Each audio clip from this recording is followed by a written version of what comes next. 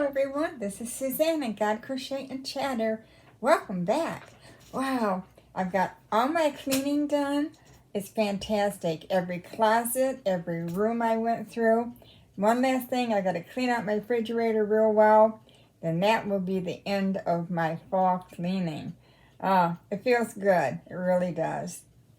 All right, today we are going to talk about the book of Job. This has been an exciting study for me because at the current time I am suffering some pain issues in my hip and my knee. I do have a doctor's appointment a week from today, which I can't wait for. It's gotten to the point now where it's keeping me awake at night and just not a good place to be. But like Job, I'm going to be patient.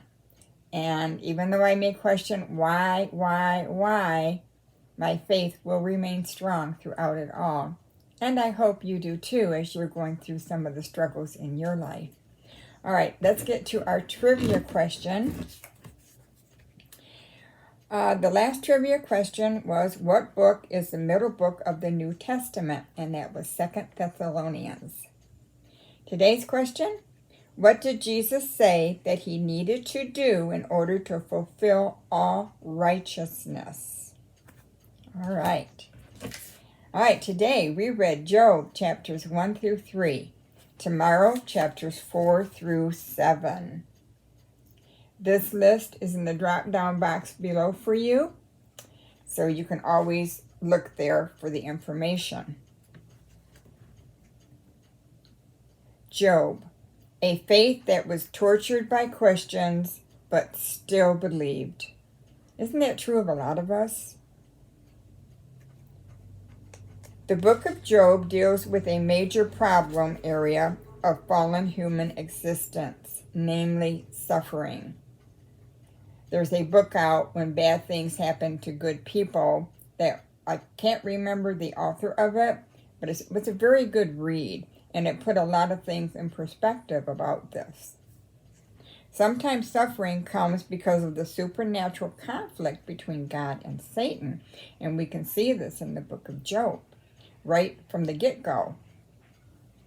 Wisdom belongs to God even in the most difficult aspects of life. The true subject of the book emerges: God's sovereignty. That means supreme power or authority over everything. Chapter 1. Job's suffering did not come because he was bad, but rather because of his unwavering faithfulness to God. So remember, when suffering comes, it could be because of your unwavering faithfulness to God that this is happening to you. Chapter 2. Failure of a wife should have comforted Job. She turned her suffering to bitterness. Now, everything that Job went through, she went through also. And it got to the point where she told him to curse God and die. And when pain runs that deep, when pain comes at you full force head on, sometimes we get angry. And God, I don't understand why you're doing this, why you're allowing this to happen to me. Now, Job said, even though I don't understand, I'm still going to have my faith and trust in God. Chapter 3.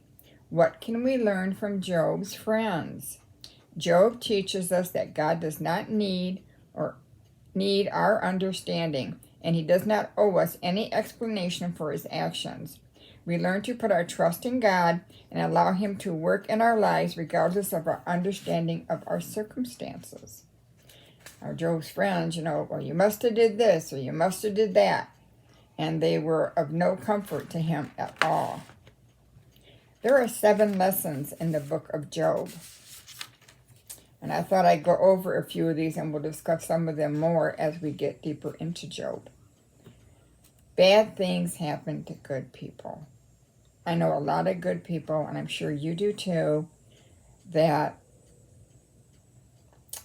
finances, all sorts of things happen to good people. Death of a loved one, death of a child, A lot of bad things. In the midst of suffering, we must never lose our hope in God. Years ago, when Ron and I were going through several surgeries after we were first married, hip surgery, shoulder surgery, back surgeries. Wow, it was rough. It was a very rough time to get through. I spent 3 years on the couch crying every day with an ice pack on my shoulder and my neck. And I didn't understand it. I questioned it, but I just said, I know I have to, trust God that all this is going to get resolved one way or another. Our friends may fail us in the midst of our misery, but God never does. Well-meaning friends. They come alongside of us and they mean to comfort us, and they just make it a bigger mess sometimes. Even in the midst of God's silence, his presence is with us. Over 25 times Job asked, why?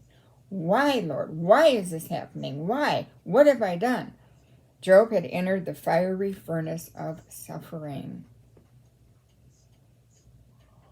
Shadrach, Meshach, and Abednego had their fiery furnace. And many of us today are going through that fiery furnace. Are we going to give up our faith? Or we are going to think that maybe something heavenly is going on here, a heavenly war, that Satan's after us, and for whatever reasons God is allowing it. We have to trust in God's sovereignty and his power. Wisdom comes from fearing God and turning away from evil.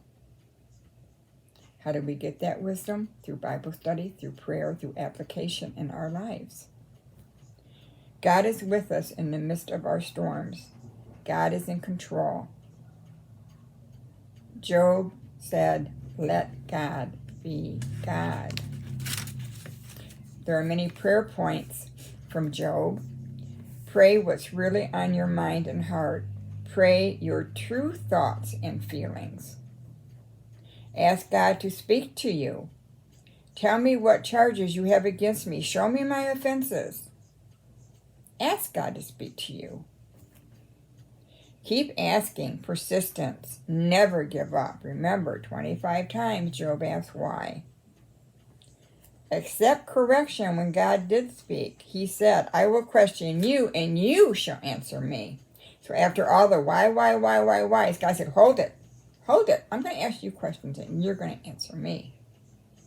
We're going to see later on exactly what that conversation ends up being. Wait. For 40 chapters, he cried out to God, complained to God. He waited, endured, and the Lord blessed Job more than before. Cried out to God, complained to God. He waited, he endured. That's key here. We must wait and endure whatever each one of us are going through, knowing that God will answer us in his timing. Go ahead, cry, moan, lay it all out, but wait too. He may not show up according to your schedule, because sometimes the waiting is as much a part of his plan for you as the destination. Believers talk about trusting in the Lord with their whole heart and refusing to lean upon their own understanding. Believers talk about trusting in the Lord with the whole heart and refusing to lean upon their own understanding. But no one really knows what it means until circumstances cast them headfirst into a dark and painful place. Give yourself over to God in those moments. We will obtain keepsakes of him to treasure now and forever. Remember, in the end, Job is going to possess more than he had before. The Lord's going to bless him even more. So, as we continue our chapters in Job, chapters 4 through 6 tomorrow, we're going to talk about Job's further journey. And it's important lessons. There's so many lessons for us to learn how to deal with pain and suffering, and how to focus in on exactly where does that come from. Pain and suffering doesn't come from God. It comes from Satan. And Satan may be saying, Have you seen your servant Suzanne or Diane or Dorothy or Cheryl? Have you seen them? You put a hedge of protection around them. Of course they love you. Nothing's going wrong in their lives. There may be a heavenly war going on. All right, everyone, this is Suzanne at God Crochet and Chatter. Lord willing, I will see you tomorrow on God Crochet and Chatter.